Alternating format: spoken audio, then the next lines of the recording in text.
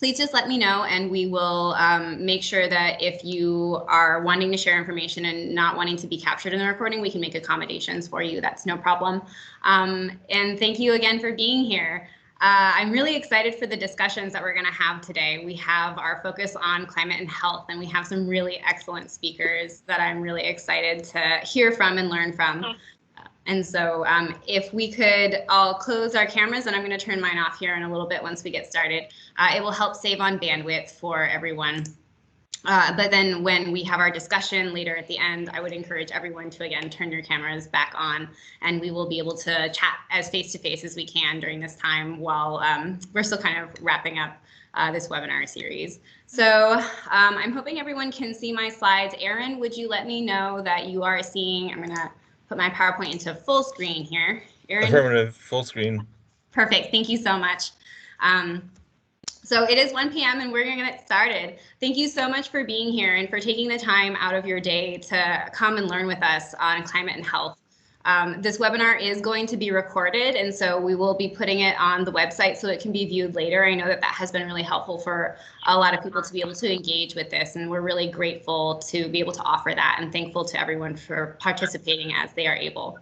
Again, we would love to make sure everybody is muted, and we will be kind of patrolling that participant list to make sure people are muted just so we have quality of presentation so presenters are not distracted, and that videos are turned off during the presentation time so that we can save on bandwidth and make it go a little bit more smoothly. There is a chat box available throughout the webinar, and so we would love it if you would throw questions in there as they come to you.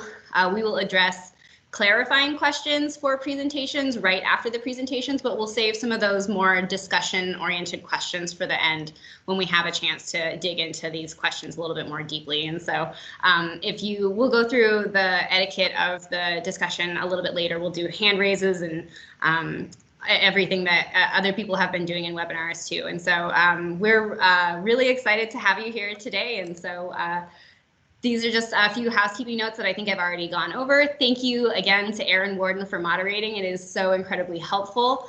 The chat box is open anytime, so please feel free to have discussions in there. Again, ask questions as they come to you. We are going to save those longer term questions for the end, but we'll have clarifying questions right after speakers. And we'll talk a little bit more about how to engage with the discussion section once we get there. So I want to turn it over to our General Counsel Chair, Lindsay Watchman, to give our opening invocation. Lindsay? Hey, Todd Salah, Colleen. Thank you once again for the honor and privilege of giving invocation today. I've attended a few of these webinars in your series. I think I'm batting about 40%, maybe 50. But very, very good topics in climate and health, especially for Indigenous people as we in our first foods, you know, in our seasonal round, they just go hand in hand. So again, I'll be attending as much of the event today as possible. And again, thank you for this honor. So without further ado,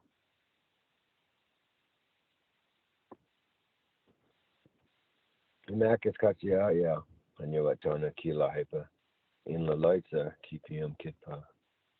Kitox, Oikola Talapoitsa. Nunam Mayasma Kati Takishma. Kilahin, Nunamanumite. Latsach Nuit, Oikola, Tamina, Noxtamina, and Noxilok. Creator, thank you for this day. Thank you for this gathering where we will bring our hearts together and our bodies together as one. We say our prayers as we look to take care of our young and our elders, and again, just ask Creator to look over the meeting today and keep our families safe. That's all. Hello. Thank you. I think that's a perfect way to start us off. Okay. Thank you again for that, Lindsay. I really, really appreciate it. And 40% batting average is really great, actually. These are long discussions, so I appreciate any kind of engagement that we get with them. So I just wanted to talk a little bit about where we are in our webinar series. It's a 10-part series and we're on part 7, so we're getting there, you guys. Our first couple focused on the first foods themselves. We started with the water and then the salmon and all the fish species. Then we talked about the big game species, as well as our women's foods, the roots and berries. And then our last session was talking about those built environments that we hold dear and keep us safe. And so today we are going to get to talk about all of these things kind of come together when we talk about health. And so we will be able to focus on the ways that climate change is impacting us physically as well as emotionally and spiritually, especially for tribal people. And we have amazing speakers. Again, I can't stress enough that each one of these presenters could fill probably books with the things that they know. And so we're so lucky to have them for the time that we have them. We're going to start off today with Althea Wolf is going to be talking with us about the CTUIR Health Commission and the work that goes into preserving tribal sovereignty and health management, both on the reservation as well as kind of for the region. We're so honored to have Sadell Harrison here today too. She is a PhD candidate with the Oregon State University School of Public Health and has a wealth of knowledge that I'm really excited to learn from. And then we are going to talk about air quality specifically with Caleb Minthorn is our air quality technician in our Energy and Environmental Services Sciences program. And so he has been working with air for a while now and has a lot of knowledge also.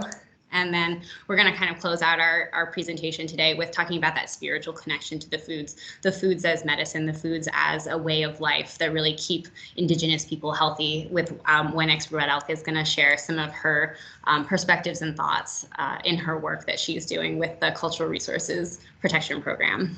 And so I think I'm going to hand control over to Althea. If you want to share your screen or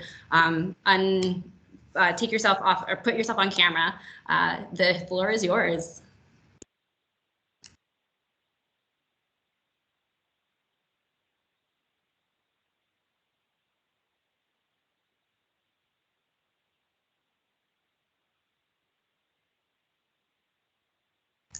So perfect. Yeah, we can see your slides now. You're still muted though. Okay. Okay, we can hear you. You're ready to go. So thank you, Colleen, for the opportunity to talk to the community during your CAP webinars. And thank you for moving me up on the agenda. And thank you to the presenters for understanding.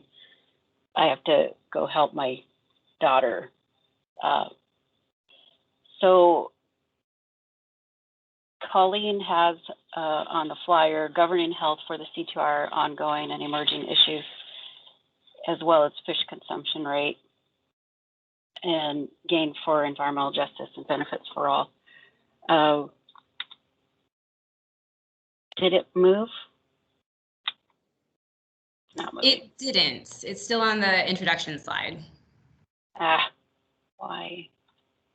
I think yeah. Oh, it moved now. There's a bit of a lag. All right.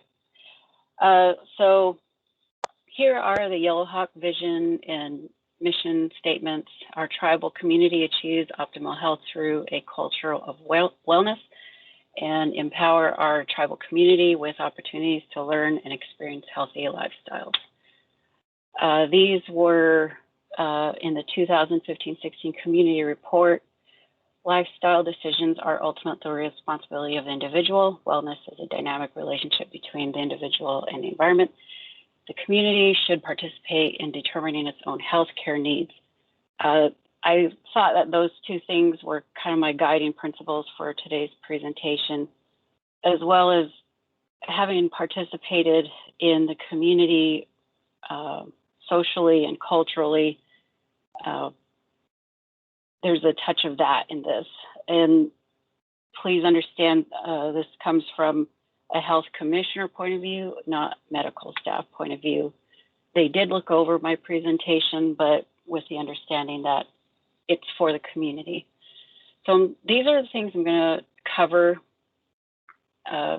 today.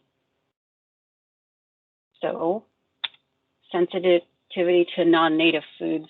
As you all probably know, we do have a diabetic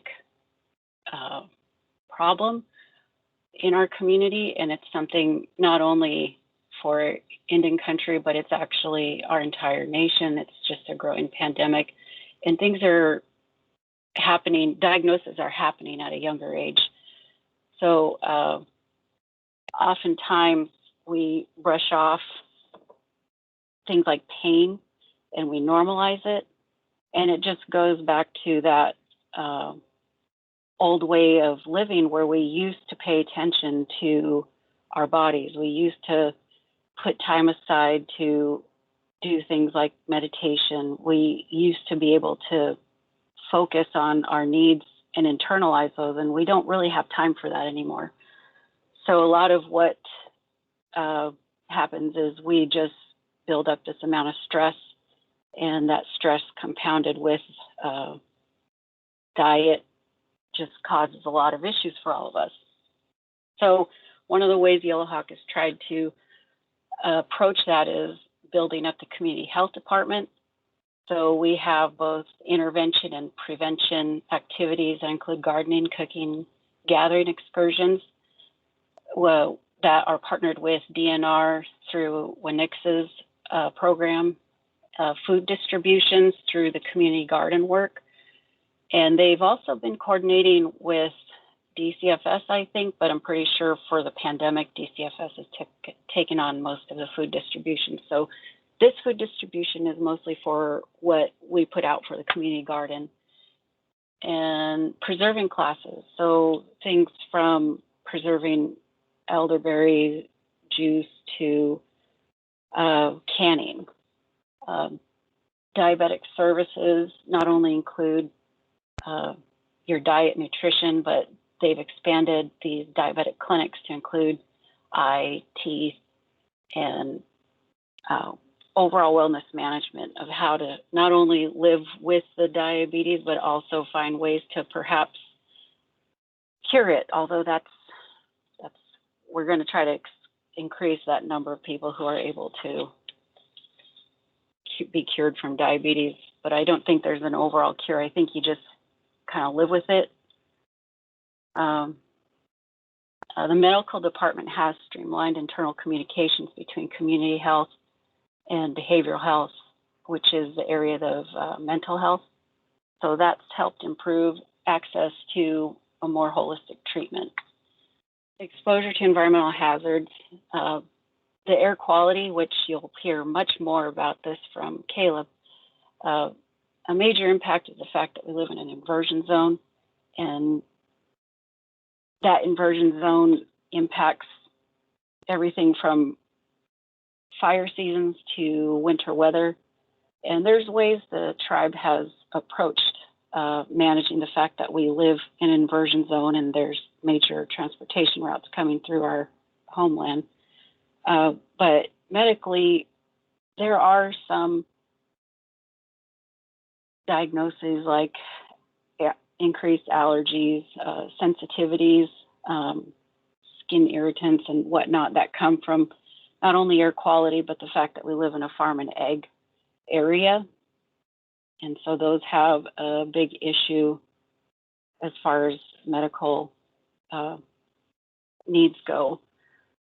Flood events, of course, we have those because of where we've been placed. And I mentioned the transportation routes. Those have their own set of management within the tribe that Yellowhawk tries to be prepared for. We do supplement funding for things like first aid and the ambulance. I don't recall if any of our staff are directly trained on assisting with, say, a pileup on the interstate, but we at least help support the ambulatory services. And let's see, plant operations. So there's a lot of food processing centers down near Hermiston area. The of course, the Arlington dump and its closeness to our major fishing source, and of course the Hanford nuclear cleanup site and all the things that could potentially be harming us from there. And you can see in the photos, those are pictures of Yellowhawk staff volunteering at the flood event last year. Yellowhawk did provide flex time to employees to help in that effort, and we appreciate them for doing that. And of course, air quality and water quality issues from practicing our treaty rights that cause us exposure to different elements out there. Family living arrangements became an issue during the pandemic because we have many multi-generational homes. It identified service gaps while creating new ones. A lot of the protective measures that came out of the pandemic were centered around elders. So I know there was some frustrations in the community about services at Yellowhawk being hindered.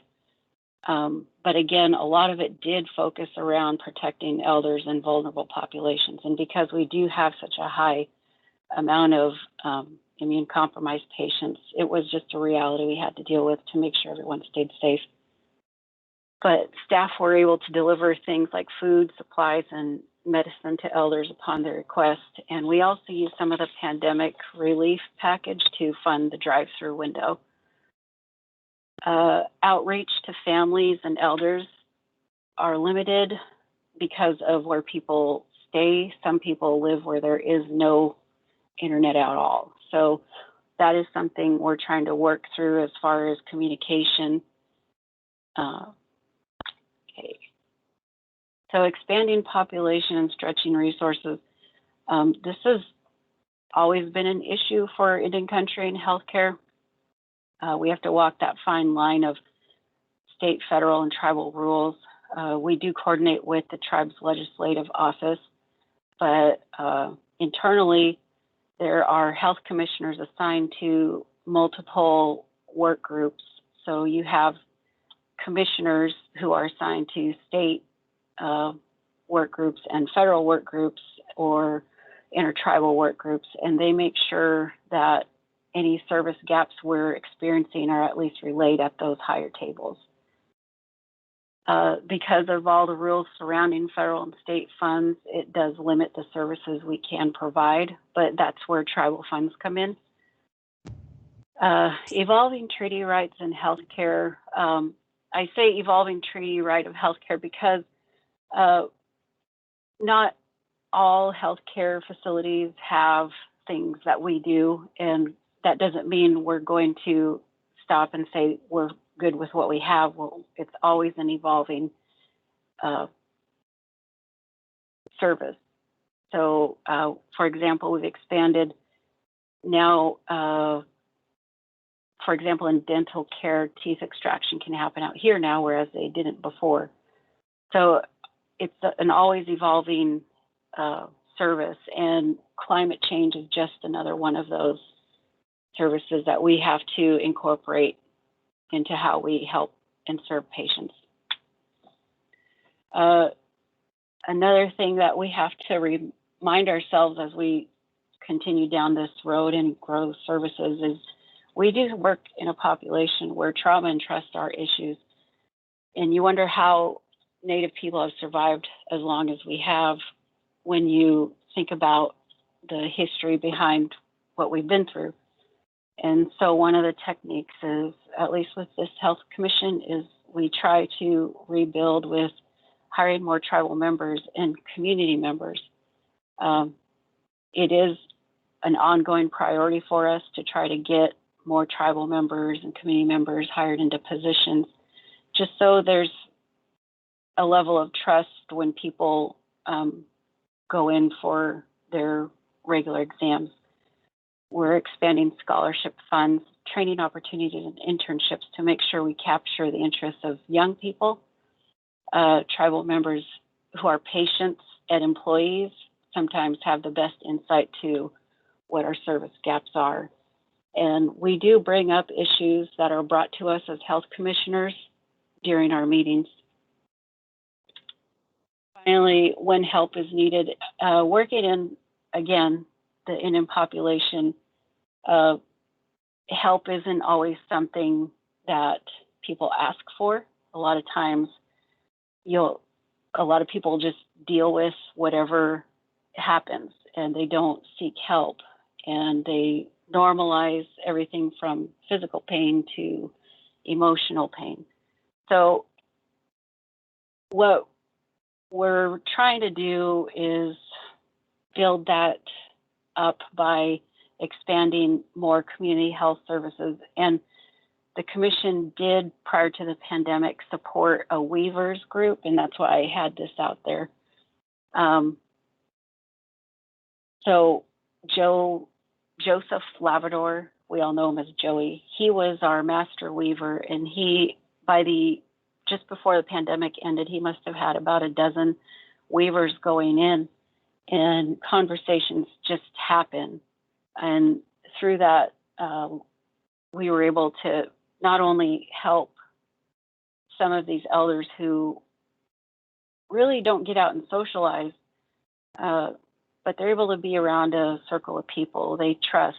And so his mentor is Carrie Sampson. She's the one who taught him how to weave. So I thought that was a cool picture that Susan Shuships provided of Carrie Sampson, Ada Jones-Patrick, and Mary Scott, because we're still trying to keep our culture alive, and as a entity under the government, we want to incorporate these circles where people can be comfortable with one another and practice their way of life, while also keeping the door open to, them being able to express any needs. There's a lot more we can do at Yellowhawk. It's just a matter of getting the students involved in how to build up the science behind some of our cultural activities that do put us at risk. For example, when you think of the baby boards, we have cradle boards. One of the things I thought was pretty interesting, when my husband and I had our son, who's our firstborn, my dad told us that he missed out on getting the hoop for my brother because he was serving in Vietnam. And I didn't know it was that special of an occasion. So it's kind of like the maternal grandfather takes the father out to go get the baby board hoop. And with my family, we use rose bushes because they're spiritually connected to a woman's spirit, and it's just a source of protection in our unwritten law. So my dad did take my husband out to go get that baby board hoop from rose bushes, but my great-grandfather did take my dad out for my second brother for his baby board hoop because he was out of the service by then. And when I'm weaving with Joey Labrador, he tells me many things that I don't think he realizes how much he's teaching, but things like the reason why he gets worried about weaving with natural fibers is the chemicals that could be inside some of the grasses and the dog bane because of the way it settles. And those are things, that are in the back of my mind, especially for things like that. When with the baby board hoop, it was in the back of my mind, but I chose to do it because that was a tradition.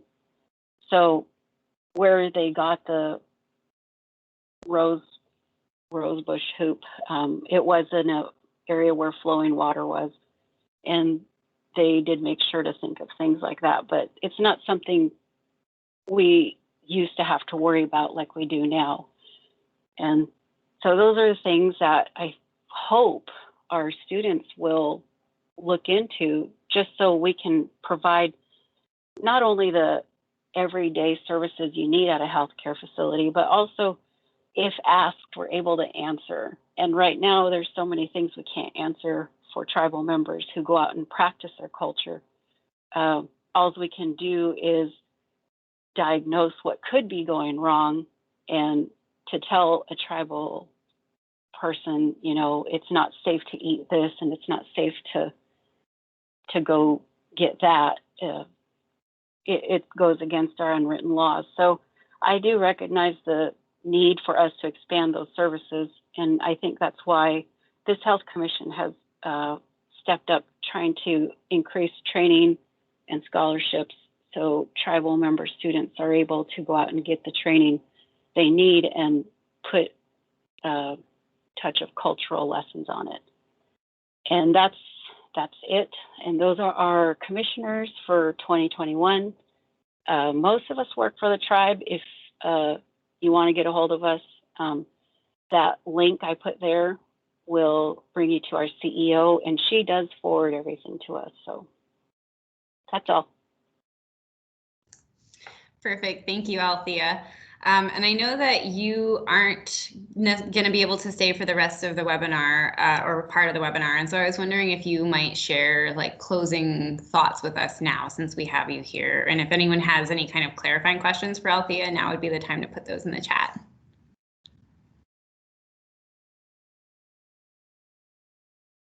Well, I wish I could stay to hear Caleb's presentation on air quality, because one of my first jobs for the tribe was back when where I work in First Foods now. It used to be it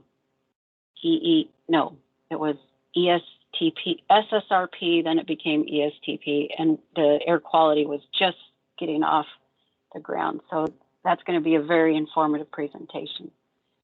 And of course, when next she goes out and gathers, she partners a lot with what Yellowhawk does with her excursions. So those will both be very relatable to what I just touched on. Yeah, you did a really great job of setting the stage for the rest of what we're going to talk about. And I'm really, really thankful for you taking the time to be here today. Thank you so much. Were there any kind of questions for Althea since we have her here? Now is the time to unmute yourself if you want to talk.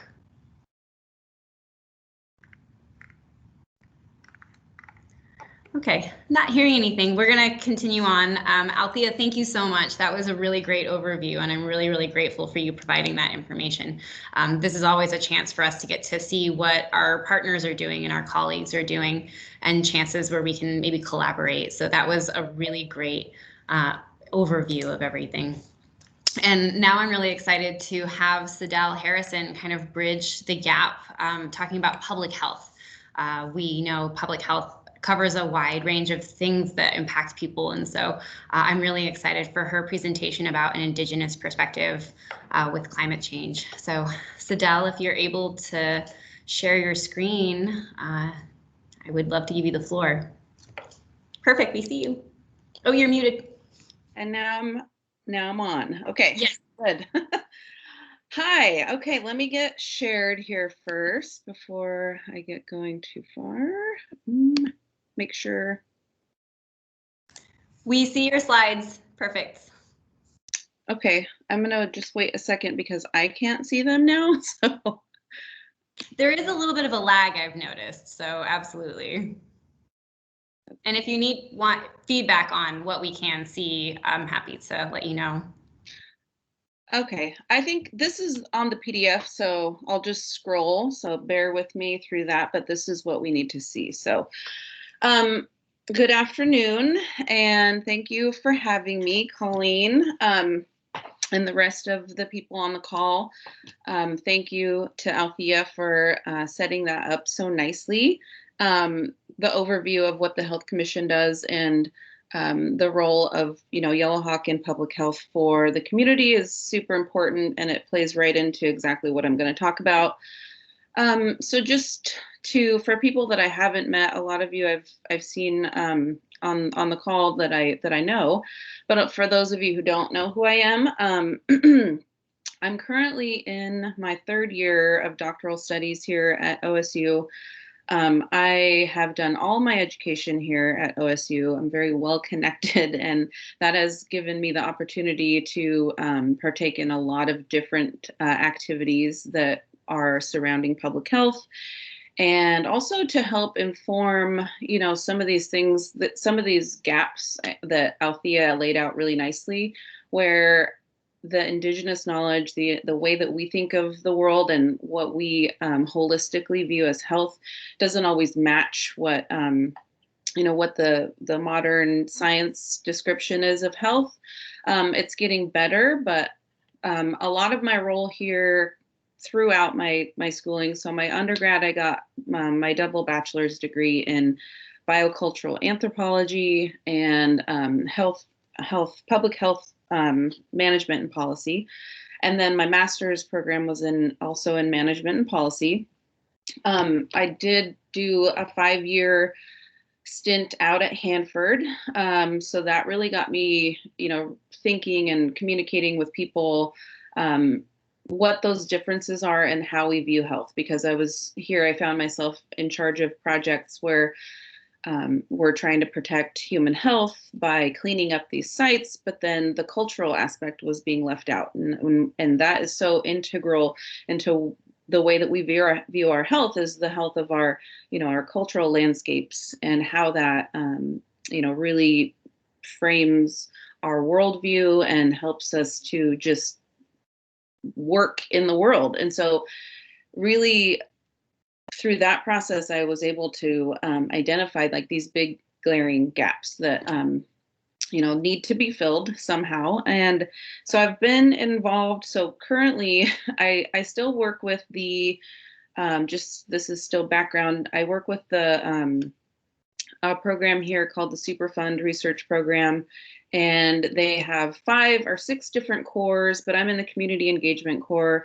And we have partnered with CTUIR to do some research. They did the smoked salmon studies and the smoking studies a handful of years ago. And then we also partner with the Swinomish and on a bunch of different projects. And I'm going to share actually one later in my presentation from them.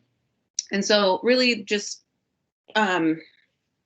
involved in a lot of things. I'm currently also interning at the Northwest Portland Area Indian Health Board, working on a manuscript actually surrounding violence among Oregon tribal members. And so it's a lot of different things, but all of them are connected. And I've been able to, through my education in public health, really connect all of those because of the way that we view the world. And I'm going to try to get that clarified here in my slides. So without any more background, I will get going. And if anyone has any questions as I'm going along, please don't hesitate to just pop in and ask. Okay. I think I have to scroll. There we go. So Indigenous health, in my view, and the stance that I kind of take in all of the arenas that I work in right now, is that it is the root of public health. So I came across this quote somewhere, and I need to find the reference for it, but it felt so true to me when I read it, that I've now that's kind of how I frame this question when I'm asked about, like, what's Indian health, what's Native health, what's Indigenous health, and the quote was, our ways of knowing are so old that they seem new.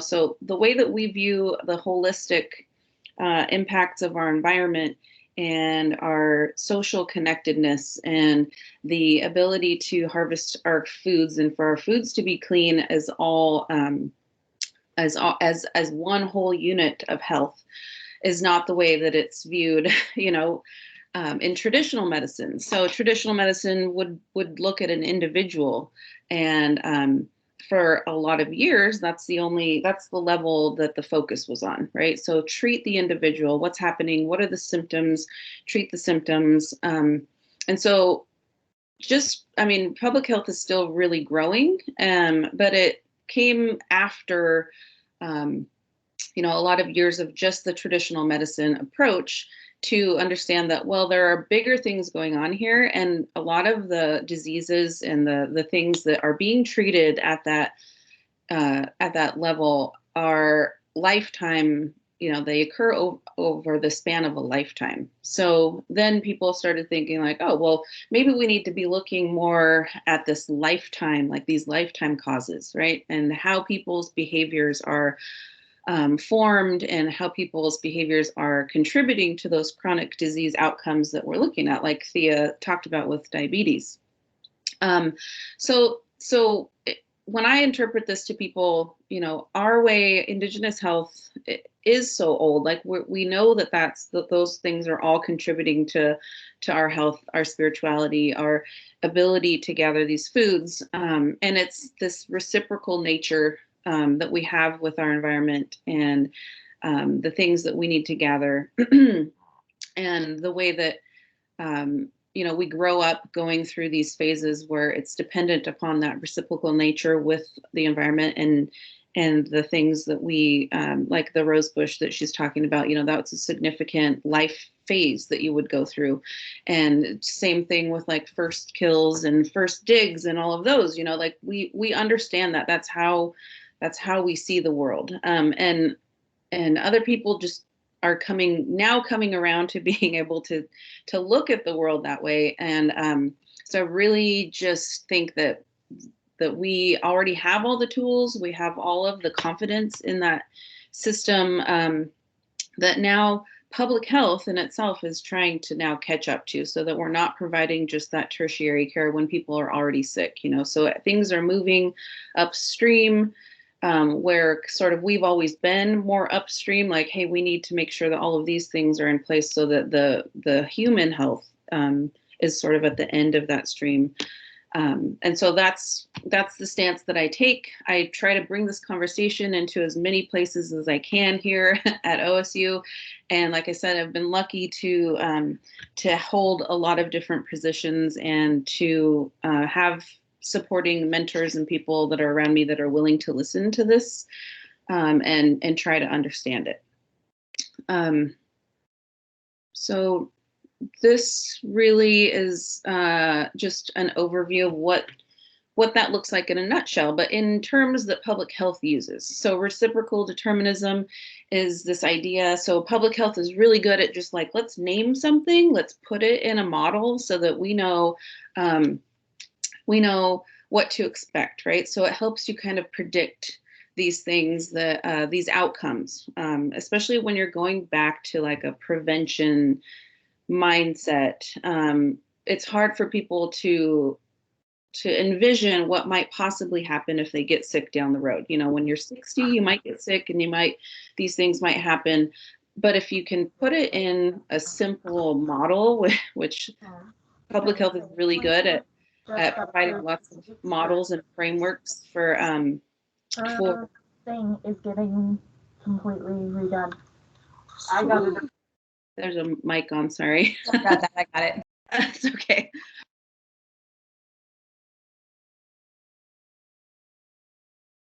You're muted now, Sidel. Okay, am I good? Yes, we can hear you now. So what I was saying is these models and these frameworks, like put it in a nice, pretty picture, are actually really helpful tools to help further this discussion for people on the other side, right? So I've done a lot of my work, actually not in the tribal setting, but with external agencies that want to work with or are working with and maybe aren't doing a great job, or like there's just these gaps in their understanding. So it's actually been really helpful to use public health's tools like this one that I'm going to talk about, for example, on the public health field and the practitioners in public health, because it's something that they can understand. It's like this, it's a model and language that they understand what you're applying to it. And so this is just one example of social cognitive theory and how it really is just what I've already outlined as indigenous knowledge. So Albert Bandura proposed that behavior, cognition, and thoughts and the environment are all intertwined and enforce each other. So any one of those things can work forward or backward on each other to mold the behavior, the setting that it happens in, and what the person is thinking and thinking through with that, which is exactly what we do. Like for first foods, for example, we know that we want the water to be clean because we need to eat the fish. So that's our behavior. And so that's a really simple way of looking at it. And I'm going to show you another one. These are the 5 core disciplines in public health. And then a really, really popular model that's really easy to understand, and that's the social ecological model. And so that's the round list of things on the right. The 5 core disciplines are health behavior and health education, and I am pretty heavily into the health behavior. That's my doctoral program here is in health behavior, biostatistics. I have a little more experience with that than I've had previous to this year after completing this manuscript that I'm working on. Environmental health, I do have quite a bit of background in that with my Hanford experience, and then I've been with the SRP here for, maybe 5, almost 6 years since I came back to school. Epidemiology, which is basically the studying of all those trends. So kind of putting it all together to see which areas need more attention than others. And health services administration, which I do also have experience. My master's is in health management and policy. I did my internship with Yellowhawk, actually 2 internships with Yellowhawk with their strategic management team, and worked on integration. So integrating all of these areas and all of the services that Thea talked about at Yellowhawk, so that there's communication across all of them to get to the public health outcomes that you're looking at. So the SEM model there to the right is a really popular way of looking at things. So if you look back at Colleen's presentation, the circular, like you have the water and everything is like built. It's when you have a lot of information to put into something, it's sort of easy to think of it at these levels. And so you have the individual. So what access, for example, or what impacts at an individual level are climate change is going to have. Interpersonal level, how is that going to affect their ability to communicate, or like we're experiencing with the pandemic now, to interact with your social network, which we know are really important for individuals, and especially communities that are really close and who have usually lots of opportunities to have social connectedness through different functions. And then organizational, this is, for this webinar, for example, is a prime example of the organizational level coming together to provide information around one topic. And so it really is a reflection of all the stakeholders within the tribe, right? So Thea was here from the Health Commission. We've got First Foods and air quality, and this is the 7th one of 10. And so it's a really good example of like pooling all of these organizational resources and what they can bring to the table and the conversation. Community, this is the wider community. So the way that I think of this is like, I imagine once the Climate Adaptation Plan comes together, there will be like a community input, or a forum, or some way that it gets back to the communities to provide like a wider commentary on it. And then policy, which Thea kind of talked about, at Health Commission level, you have to take into account all of those levels. How do you streamline the areas that really need a lot of, strategically place them in areas that can be addressed altogether? And so that is it, big picture public health. How do you get all of these 5 disciplines and then apply it to sort of this model that's going to touch each level of of the population that you're looking at? This is an example of the Swinomish, and I have worked with them a few times. I've been up there. There are people in my group actually that help me with some of these links that work much closer with them on this. Because I'm working more on my dissertation preparation and my violence project right now, I've kind of switched gears a little bit. But they were generous enough to provide me with these examples. And I put the links in here. I sent the link over to Colleen, I think, also in the presentation. And the top one is an open access module that is housed here at OSU. So if you click on that or copy that into your browser, it'll bring you to an Indigenous health, environmental health page that was done in collaboration with our group and with the Swinomish. And so they created 2 modules that you can click through. It's got videos. It has a whole outline of how they attempted to adapt to a common framework that was established by the CDC, but then they indigenized it. And so it was really interesting, and I hadn't actually seen it until I was preparing for this talk. And then the other one is Traditional Knowledge in Climate Change, which is just like a sort of guideline document that they put together, like why is it important? And it's sort of a high level thing that if you wanted to share it with different departments or maybe agencies that you're working with, it really outlines things like really nicely, and why putting those things into action is important and to acknowledge. So this slide here is actually how they adapted the BRACE framework, so building resilience against climate effects. So the original BRACE was meant for just like a broad range of communities. CDC provided this framework that goes through these 5 steps of building building resilience. And then what Swinomish did, because they had already created their Indigenous health indicators, and maybe some of you have had the opportunity to see their presentation on that.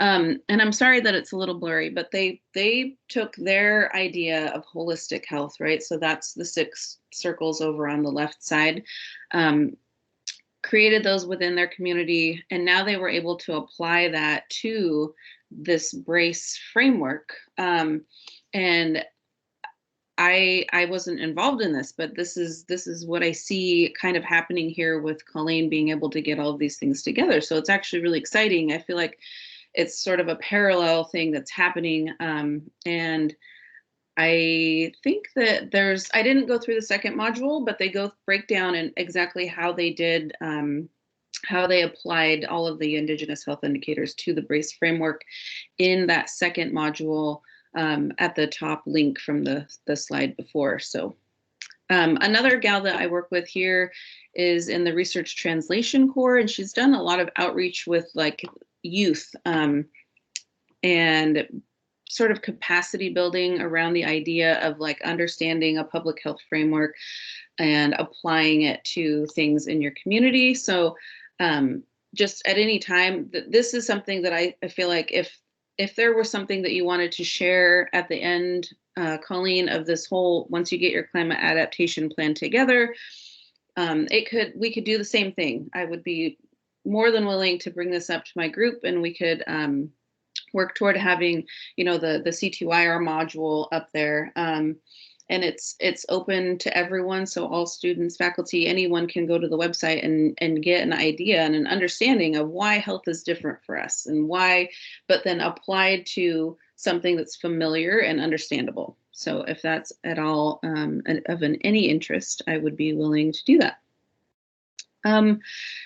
So basically, just in quick summary, like you guys are always, you're already doing so many of the planning things, right? You're getting all of these pieces put together, you're getting input from all of the community stakeholders, organizations, and putting together a comprehensive plan. So that is the first step always in public health. And then the action could take many different forms. And once you guys get to that step, I could be here to help fill any gaps.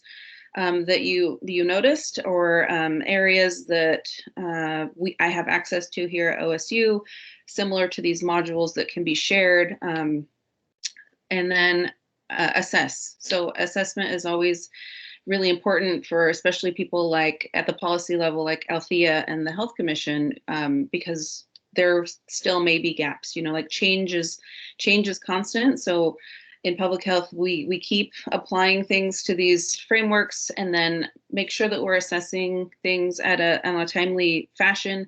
I have actually a pretty good amount of background also in assessment and evaluation of health programs specifically, and my advisor here is actually, that's her main focus. And so it can be kind of daunting when you get there, but that's an absolutely central piece to improving, right? Because there will be gaps as long as we can keep finding them and moving on and adapting the next round. And that's what public health is for.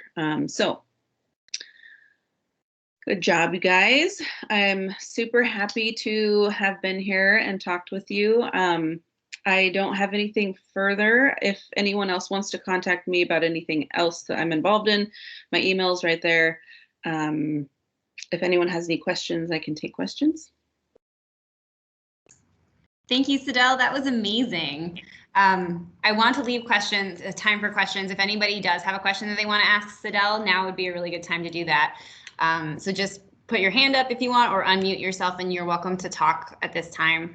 And I just wanted to say I am kind of low-key obsessed with the Swinomish Indigenous Health Indicators. They are really cool. They did an amazing job. They're really good. Yep. And I know that there are a couple other tribes that have tried to put together their own health indicators that are different. As you have said, everybody is different. And so these health indicators would be a really great thing for helping move holistic health forward. And so, yeah, I'm going to follow up with you once the plan is done and we can go through that module. That would be really great. If I had more time, I would have showed their first module. It's just, it was really well done, and it really highlights, because they're a coastal community, right? And so, but even just to equate that to something that we've experienced with the floods recently, the water levels are going to be taking a toll on the rivers also. And so it's just it was a really good example, and short and succinct, that you can go see, like these were their what they identified as major concerns because of their clam beds, for example, salmon, and, all the way down to having that personal interaction with a doctor and explaining why these things are different for an Indigenous person. So I encourage people to go click through those modules. They were really good. And I included the links in the chat if anybody wanted to follow up with those, and I'll email those out when we email the recording out of this presentation. So again, I just want to give anybody a chance to ask a question for Sidel before we move along.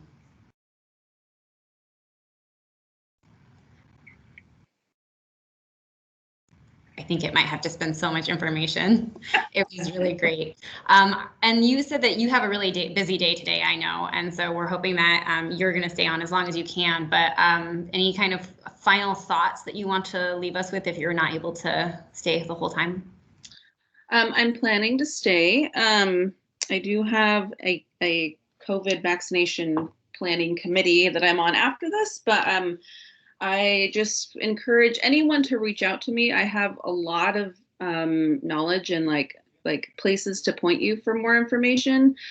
So I don't mind getting people that poke me all the time, call, text, whatever. And I feel like one of my main roles here now is connecting people to these resources. Like Thea said, I really am interested in setting up some formal way of getting more sort of Native representation in public health here at OSU, since we have one of the top programs in the country, and like an internship pipeline, because I think it's so important. And people that I've been now schooling alongside of for years and years are really interested, and they want, like, this is the way that all of public health is moving, and I think that they would be great assets to our, our public health programs there. So anyone at all, just feel free to email me, or I can provide my phone for further questions. Thank you. And I know that you've been super responsive and super helpful for setting up this webinar, and I'm really, really grateful to you for that. Thank you. Thank you for having me. Yeah. So I know that we talk about public health as being the upriver and really connecting us all. And so another thing that really connects us all is the air that we breathe.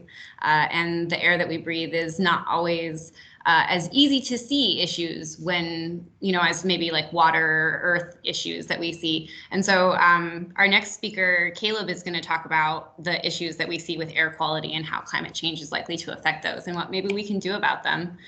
I see you, Caleb. Let me get your slides up here. Thank you for being here. Okay. Here it is. So let me know if you're seeing my slides. I can see them good. Okay, perfect. I am going to mute myself and just let me know when you want to change the slide. This is going to be good. Okay. All right. Good afternoon, everybody. I'm Caleb Minthorn, the air quality technician for the CTUIR Energy and Sciences Department, and I'll go over just a little bit of about our program. There's obviously a lot of moving parts. You'll hear that probably a few times today. But anyway, like I said, I'll go through the program and hit on a few bullets on each of the slides. But a lot of this we can have some discussion later on. So without any more hesitation, we'll go ahead and kick it off here. All right, the outline itself here, I'll just kind of let you guys breeze through it. I won't read all of these, but I'll probably pick one or two and just kind of touch on them. So obviously, why is air important?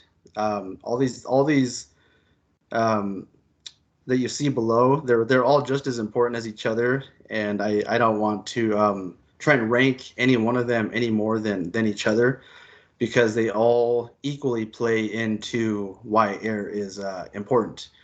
And strategies for prevention and mitigation, that's kind of the overarching umbrella over all of these.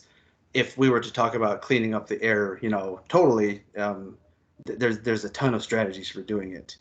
And so here in the picture here, this you'll see a nice beautiful sunny day with a little bit of clouds. That's obviously a nice spring day, and what a better way to kick off than to have a nice day out today too. So we can move to the next slide, and then I'll really dive in. Okay, why is air important? Okay, so without diving into all of these, I'll just jump right to D, complications with chronic health issues. And I'll do my best to keep this linked to the climate adaptation and air quality. Kind of they go hand in hand, So complications with chronic health issues can be exacerbated as climate change moves forward into the future, which we're already in. And if you look over to the right there in that picture, this is one of the best examples of why air quality is important. And you can see that grain of sand. It's 90 microns, and the that hair over to the right. That's I might have that wrong. 90. I think it's 90 microns, but the hair itself is 10 microns. And you can see the end of the hair. Like if you were to look at your hair, you could see the end of it. That's how big dust particles actually are. And the little red dots that you see there, PM 2.5, we can't see those. And as Colleen said, there's things that are unseen that cause poor air quality. And PM 2.5 it's essentially invisible. And what it is, it's a combination of dust, smoke, and water droplets. And so those are small enough to pass through your blood lining in your lungs, as to where the grain of sand there and dust and like cat hair and whatnot, we can cough out. So that's the danger with climate change advancing, there's going to be more PM 2.5 in the air as we have drier conditions. It tends to like drier conditions to vaporize and float around. And so I'll move on to the air quality colors and what they mean and why that ties into D there. The air quality colors, they are a part of the Air Now flag program, and it was developed by the EPA, Environmental Protection Agency, who I work with, even though I am the CTUIR Air Tech. I report to the EPA. And so they came up with a program called the Air Quality Flag Program, and they developed these the color system to rate the air quality from good to very unhealthy. And as you remember, last September, I started sending out emails, and some of them had these colors on them. And it's just a good way of letting the general public know that the air is, it's green, which is good, yellow, moderate, unhealthy to very unhealthy. And so that's just kind of a good little public education tool to let everybody know that the air, it's not too good today. So I'll move on to the next slide, because I can tie more of this back to it. This is the seasonal hazards and climate change round, and I won't dive too much into it. But as you can see, if you go from right to left on the round, it's actually within sync of the seasons, and each one of those has an air quality hazard or emission or an event that is tied to the seasons. And so if we're having longer summers, that means we're probably going to have more dust in the air and clearly more smoke. And so we can jump to the next slide, and I'll keep tying these back as much as possible. Allergens. Earlier, Althea had mentioned allergens as being, something that definitely causes us to, have more, kind of more crappy days, especially if you are allergic to things like pollen and or, worse things, out there, like even cat hair. People are allergic to cat hair, but with allergens, if we have longer instances where there's more CO2 in the air, that could cause certain plants to produce more pollen spores and send them out for longer during the springtime.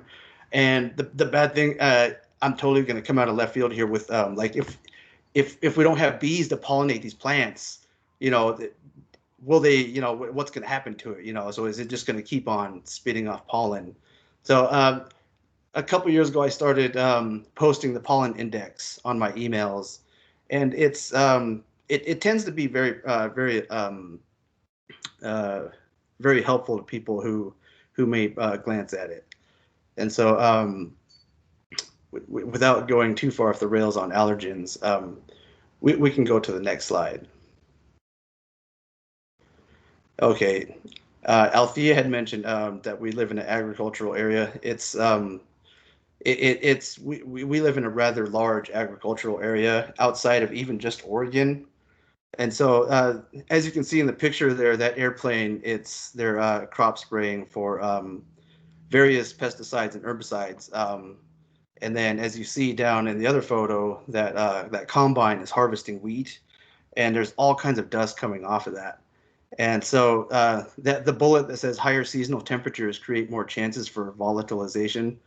As I mentioned earlier, PM 2.5, it actually likes it when it's hotter out.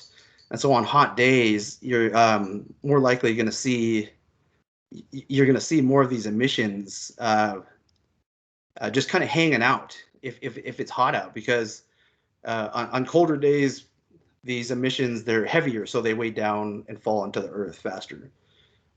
So if climate change continues on the same path, or the way it is, these agricultural activities are going to exacerbate our chances for living, healthier days. if they're spraying what they're spraying, constantly, they're not always spraying the stuff, and it's not always harvest time. But when it is, it's typically on warm days or summer days. So without getting too ahead of myself, I'll tie into why that's important here on the next few slides. Okay, drought and dust. These are extremely important because without moisture in the air, you can see that dust is coming off that field that's being plowed, and then the example below, you can see the cracks in the earth. That's very bad because our soil obviously holds nutrients, and it holds moisture. It holds moisture. So during a drought period, the ground actually starts to release moisture slowly throughout the year. And even right now, we had a big snow a couple weeks ago. The ground is already starting to dry up a little bit, and roads are becoming dusty, just like that photo. So that's why drought and dust are very important topics to throw into the ring when talking about air quality and climate change, and ultimately public health.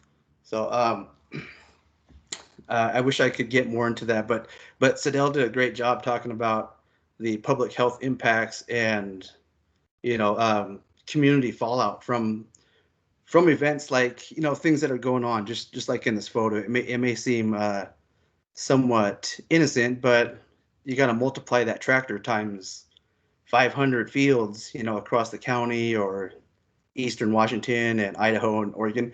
It starts to add up, all that dust. So I would like to talk about this one more, but I'll keep on. I'll get way out of context. So if we could go to the next one, awesome. Okay, so heat and ozone. This is where things really start to like heat up. I mean, no pun intended, but I'll just jump right to the bottom. Ozone is the most unhealthy on hot days, and ozone is created through a process called photovoltaic reaction, and the chemicals in the air, they will collide with ultraviolet rays of the sun and just regular air molecules. And what happens is the single carbon monoxide molecules will combine with oxygen. And the reason there's single carbon atoms just floating around is because it gets so hot in certain areas that when there's chemicals in the air, they interact with oxygen, and sometimes a single carbon atom will bust off. So that single carbon atom will form with regular oxygen, forming ozone. So ozone is pretty bad. We all kind of remember it from the 80s and 90s, but it's it can be much worse depending on where you live. So it can cause mostly respiratory issues, but it can kill. So like as you can see in the photo, those stacks, whatever they're creating, they're not producing ozone like on purpose, but they're adding to the precursor chemicals that ultimately do make ozone. So one good thing is that we don't have leaded gas anymore, and that's one thing that our program does is we just try and educate the public about why ozone is still around. Okay, next slide, please. Okay, wildfire smoke. Okay. So as you can see in the picture here, it's it's pretty bad. You can't hardly see the horizon very far. The top left photo, that visibility is like less than a mile, and yeah, that's pretty bad. So fire season in summer and fall months, due to the advancing stages of, I would say the stages that we're in of climate change, it is producing longer summer and summer is kind of happening earlier and it's extending a little bit later. and the temperatures, we're starting to see 70, high 70s, early 80s, or low 80s in the springtime, where we used to be, in the 60s, 60s to 70s. So it's kind of making things a little bit warmer, and then like the slides before, the drought, that definitely isn't helping. So we're seeing smoke come in a little bit earlier now, and that's just due to there being more fuel, and ultimately tourism. We live in a tourism area, so there is a lot of people around, but there's a lot of reasons to blame on just the environment around us changing. Okay, next slide, please. Okay, indoor mold. This topic itself, it's as you can see in that flood photo, that water is pretty high, and around the base of that building, there's probably going to be mold forming on those forming on the inside, even though it might be dry.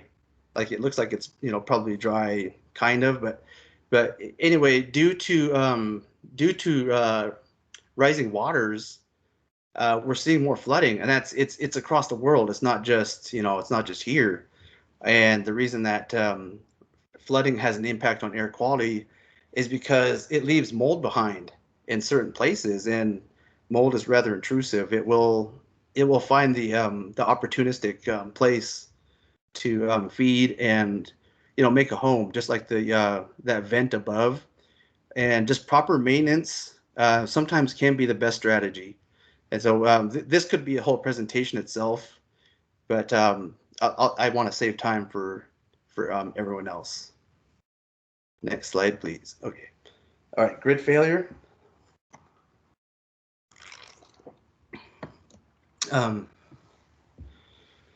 So we all saw that Texas lost power a few weeks ago, about a month ago. And what happened was people had never experienced those kind of temperatures before. And so those that had wood stoves started to, burn wood inside them, not realizing that some of those stoves were far too old, or they weren't EPA approved. And ultimately, some people were probably just throwing in wood from their backyard, or wood from wherever they could find it. It may not have been dry. It may have been press board with chemicals to preserve it. Who knows? But anyway, that the bullet here: inefficient wood stoves can create indoor particle pollution. It's very risky when you have a stove like that. That's not that doesn't have a flue that lets all the gases escape. And so the particle pollution can actually go reverse back into your house via a backdraft, and that's it. It just depends on how old the home is. And Texas, gets very very high winds. So if somebody were to have been, burning a poorly lit fire inside that stove there, it could possibly backdraft into the living room. So that's one bad thing about grid failure, is it causes people to make desperate decisions, and it's not their fault. A lot of those people were just trying to stay warm. So grid failure due to climate change events, it's definitely becoming more likely. Okay, and strategies for prevention and mitigation. I talked about that at the beginning, and there's tons of strategies, prevention and mitigation, but one effective way that we on the tribal air level can implement this is just by providing outreach on how to use the air filter, or the air filters, HVAC systems, and the PPE, the personal protective equipment. If you can see in the photo there, those two different kinds of masks are both very highly rated for keeping PM 2.5 out. And the important thing to remember is that you don't want too much restrictive airflow, because an average healthy human adult needs to breathe 16.67 liters of air per minute, and when you start to compromise that, it could make you feel crappy. So that's the thing with masks, is you got to have the right one and wear it properly. And if you're already suffering, it's probably not the best option, but that's why we're here, to have this discussion. And air filters, air filters can play a huge part in keeping your home clean from smoke. And this could be a whole nother topic itself, just doing the DIY fans at home to keep PM 2.5 levels low during a smoke event. So aside from that, having a good HVAC system that's cleaned and maintained properly, that's going to help during an event also, because HVACs, they breathe the same way. So if you don't have it all cleaned out, you're probably not going to get too clean of air during an event, especially if it's hot out. That's why it's important, because during a climate change event, it's going to be hot and smoky. So we have to try our best to stay ahead of things. So next slide, please. That's my my phone number right there, and my email. If anybody has any questions about the burn permit program, you can always email me. And I just want to drop an introduction for Matthew Campbell. He's our new air modeling lead. We'll get him on at some point later on. Any questions or comments?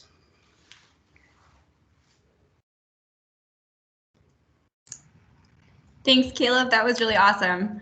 If anybody does have questions, it's the same idea. You're welcome to raise your hand or shout them out.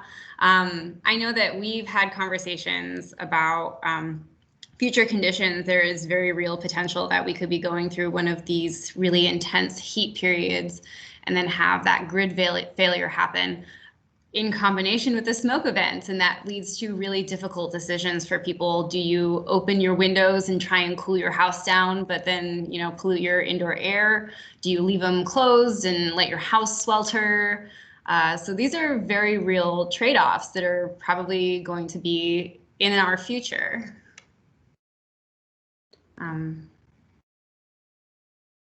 Did anyone have any questions for Caleb specifically?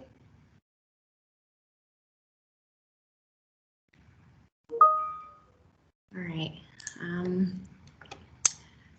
Yeah. Thanks, Caleb. That was awesome. Oh, thank you.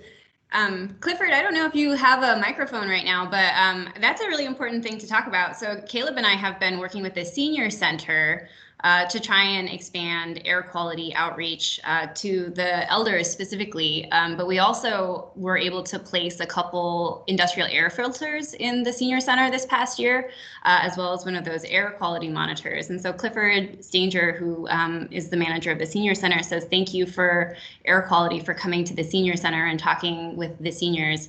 I've learned more about air quality and the importance of air in general. Yeah, there's 3 of those big filters in the Senior Center too. Thank you, Clifford. So I want to keep us moving along. Thank you, Caleb. That was an excellent overview. And I know that there is so much that we could have dug into with that air quality. And I was excited to do so in the discussion because there is a lot to talk about. But I want to also leave space for our last presenter, who is going to talk about we look at health impacts, and a lot of times we focus really on those physical impacts, but emotional ones are also really important, especially for tribal and indigenous people who have this really deep connection with the land and their community.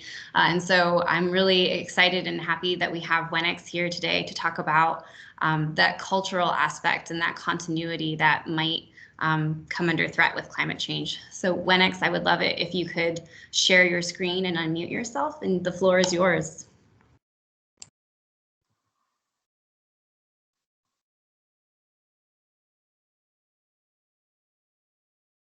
Hello, everybody. Just let me pull this up here.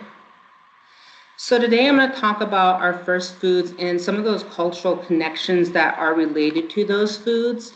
And I really wanted to do something a little bit different, that we are managed by our Department of Natural Resources mission statement to protect, restore, and enhance our tribe's first foods, and how we do that on that management practice. But we don't talk a lot about some of those other connections and how they flow, where they're there, but there's never been like a really good focus. And so I wanted to kind of bring that back to how I have perceived that growing up here on the reservation, and just this being our home and how that looks to us.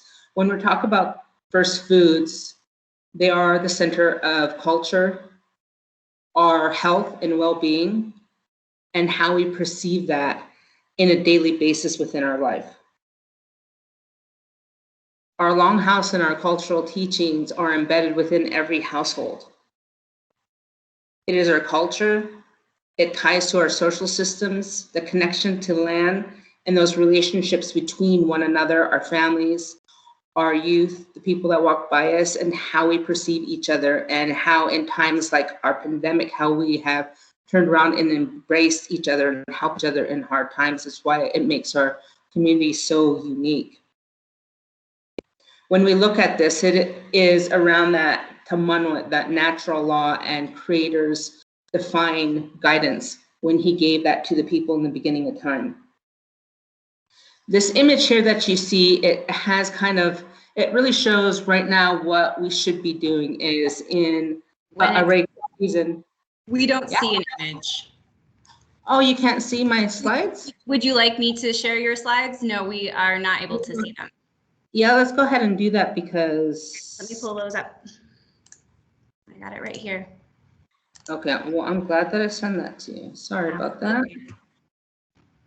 Let me get out of this. You're good to go now. We're on your first slide. Okay, I'm just trying to cancel out what I'm looking at. Okay. Isn't technology? Okay, go ahead and go to the next slide. So this image right here shows our longhouse, and it's the center of our community and within, and what a lot of us follow or we come back to. And during this time, it is our first food season, and we would be going out and getting ready to prepare and watching the foods and go and harvest. And you see our young youth being taught and waiting to be able to do what they need to do to provide for those foods and to bring them forward, to create that reciprocal promise we created at the beginning of time. And then up in the corner, there's me standing with my daughter, where you pass that cultural teaching down to your youth. And this was her first digging. And I thought that was really important to kind of show that we're working to pass that down the best that we know how. And sometimes we get really busy, and when we become busy, we get erratic, and we don't always aren't always able to practice that culture in that way. And for Native American people, I found that that is something that is hard for us. As a young adult, I was pretty lost in my life after the loss, loss of my dad and my grandma and the real core family people within my family. And by going to the longhouse and being brought on by my grandmother's great nieces, Atwai, Smitty, Lucy, Atwai, Inez, they really became my teachers. And this religion and this teaching way of life is what had saved me. And so I've always hold it really dear in our lives. And it has the ability to pull us up from a place when we become stray or become lost, and bringing us back to the land, and that connection of how that vibration comes to us and has been passed down within our DNA structures. Next. And so the work that Department of Natural Resource is doing is by providing traditional community, cultural continuity, preservation, and outreach and education. We are working to bring our tribal excursions and to bring knowledge back to tribal members that either don't have the ability to go out by themselves, or they need teachers or access, or people that just need that sense of family and to come together as a tribal community. And within that, there's healing. We work to really go over our mission, the way we're managing these resources and restoring for the sustainability related to their treaty rights and how that applies to them and how they're stakeholders within that. To identify and locate our first foods resources in areas that maybe we don't know they're there, or they're threatened in areas, or we haven't been able to find them for a long time. So it is our drive to go out to try to find those resources and to provide those gathering sites and access to areas where maybe a root source or a food source is that don't grow anywhere else. And so we're working on those type of things and working to identify how do we go out and do that? How do we show them how to process and to be able to bring back culture and knowledge that might not be easy for some of our tribal members to get, and looking at those treaty rights and how that relates directly to those foods, and to make sure that our tribal members, when they're going out and practicing them, they're doing them in a way that they're not going to threaten their ability or for them to lose treaty rights because they just haven't been taught to read a map right or to look into certain areas. They might be told that, but they might not always follow. So to just help get more education out related to our treaty rights and helping our tribal membership. And also looking at the history and the language and the sharing in between our children, our elders, and to bring our youth up to leadership when we walk away from this earth or go to the other side, because we are training them to be able to hold our tribal community for time immemorial. When we look at these foods, it is not just related to the act of going out and gathering, but it relates to our physical well-being as an individual and relates to the social and emotional and cultural well-being of our people, our communities, and within our family. Next. So we're working to reconnect our community, and by going out looking at all those different aspects. Some of these pictures I have here, a few years back, prior to pandemic, we were working with our Cultural Resource Protection Program. We also work with our First Foods and Yellowhawk Behavioral Wellness, and I've worked with them for several years. This program right here is the Department of Child and Family Services, and they would link us up with their Bolster program and their workforce program, and also the foster care program. And it's a really beautiful thing to be able to see our people of all age groups be able to go out. And on this day specifically, we were going out for huckleberries, and you see the older participants standing there, and some of them hadn't been out since they were kids. And as we're walking, we have one tribal member, he kind of walks around, and he's not always great in his life, and he's standing on the edge, and I'm like, well, what are you doing? And he's outside in front of the building. He'd come for coffee every morning. He goes, well, I'm just standing here. They said that I got to go this way. And I go, well, we're going to go huckleberry picking. Why don't you just jump on with us? And he was like, seriously? I was like, as long as it's just you and nothing else, and we can go. So we loaded him up, and he ended up providing Clutch. I'll say his name, Clutch. He provided us a lot of information related to going out with his grandma and his family. And he actually ended up to be one of our fastest paid. But at the end of the day, he said, thank you for letting me come out. He said, because this is the best day I've had in several years. And so when we get together and be able to laugh and share stories, and there's just this physical healing that happens on those sites. On the other side, we have the little girls that I was at home, and we were coming down from gathering medicines, and the little girls came over in my yard. And part of these are Stephen's girls when they were younger, who was on this call. And they were like, what is all this? And so even just me as I'm washing them, like I'm cleaning them off, and I was setting them up because I wanted to take pictures, and the girls were like, they wanted to get in there and take pictures. And even though I was at home, I was a teacher, and we were talking about them. I was telling them how to use them. And just because you're not at your job or you're not in a certain place, once you become a food gatherer, a digger, a harvester, it is your job to teach till the time you cannot, till the time you pass over. And so when you become those things, you don't also become a digger and a gatherer for your people, but you are that representation for the youth to learn from and to be that teacher for them. Next. So another excursion we went to was, I took a group of people, I think we had about 30 of us, up to, it's an area called the Rocky Ridge, and it's above Indian Lake. And when we went there, some of the participants, they're like, we've never even been to this area before. And this is an area that I would go with my elders when we would go up there. And for me, it has a really healing place because it cues up those memories of those elders passing their knowledge and showing me the different foods and the things that are there. Also, the food resource that is there is very abundant. But what I had noticed is because it has become hotter and we haven't had a lot of people go out and dig there, you do see there is a lot more of what is called our the bad sister, the one that's more like weed. It also is could be used for a medicine, but you do see changes along the land where the roots are, they go down a lot quicker. The land is really dry, and when there's not a lot of moisture, that dirt becomes hard like a rock, and so it's hard to dig there. It also becomes where some of those food resources can become wormy, so you have to teach those young children that. On this site specifically, when we went out, I was standing with the group from Department of Child Services, and I was lined up with the bolster group and the workforce group.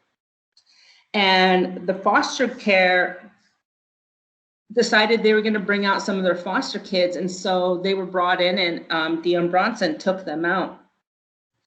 When we got to the site, all of the workforce and the other groups, they all jumped out, and then the kids jumped out. And pretty soon I heard crying. I turned around, I was wondering what was going on. And some of these families were able to reconnect. There was 2 sets of them. One of the kids out there, he got to see his uncles that he hadn't seen in several years. And these little kids, one of the aunties said, I haven't seen this little boy since he was a baby. And so they were so excited and hugging each other, and they got to spend the day helping them gather and visiting with them and sitting down. And you could see the whole crew, when children were around, they softened and they were helping them. And you've seen this kind of like this healing coming out on the land. And Randy Minthorn, he looked out, he said, what a beautiful sight. He said, look at this healing that this has. He said, we need to come out as a whole community because this does something for us in a whole different way, and just the beauty in us working together, gathering our foods, and that reconnection and the, in the air, and just putting everything into that work. Next. So we're really working to restore our traditional food practices and looking to bring back knowledge that might be considered lost, but I would like to say, which my cousin kind of brought on to me, she said, I don't consider it lost, but I think our knowledge has just been dormant, waiting for us to reconnect to it. And this is a really good example of it, is up in the right corner, you see the camas bulb. And we hadn't went out and gathered that one for 40 plus years, and the ground oven hadn't been dug specifically for that one. We had done ground oven, me and Thomas and his mother, and we had done it a few times, one time at the lake and sometimes behind Temuslik, but not often. It's only, it was only done so many times. And so as we were digging out that pit and preparing it and putting everything in, we stopped and looked around and we're like, wow, when we used to do the ground oven for these roots prior, we had elders. We realized that we had stepped up to the place where Thomas M had become the elder knowledge holders and knowledge keepers of that practice. And even me being young, I was just like, I had done it several times, and you realize that I remember being a young child and they tell us, you're going to be the teacher of this knowledge. You have to pass this on. And so we take these roles as children and we listen, and we don't always listen well. And then we have to move forward to become those teachers when our elders pass. And so the passing of this knowledge is very important. Thomas told the kids, right now, today, you are going to be witness. You guys are going to sit here, and all week you've been helping us dig and you've been helping, but right now, you are going to be witness of us bringing up this food, this sister that has not come and been cooked at this area for years and years and years, and we are bringing her home. And so after they brought up the camas, they canned it and put it up for future use. And so now we're working towards every year to be able to do this practice and to teach more people how to traditionally cook under the ground. We also had not only camas there, but we had moss down there. We had deer. They cooked, I believe we cooked fish over the pit, and we tried to do everything traditional as we could. Next. So when we're looking at this, we're passing these traditions to our youth. All the food that you see on the table, and when we go to the longhouse, you'll see salmon, sometimes you see dry salmon, eel, deer, and a few roots. Because during the big feast, you'll see multiple roots a little bit more, but these young kids, when we took them out to gather, it took us 89 participants to gather and to get enough camas to do our pit. In the week that we were up there, we brought them out gathering roots every single day, and we taught them every single root that was on the land. And so they all worked on different types of roots. Some of them would gather all of them, but they gathered couch, they gathered sawik, the Indian carrot, they gathered nunus, the yellow bell, they gathered the wild onion, they gathered, our nunus is the Mariposa lily.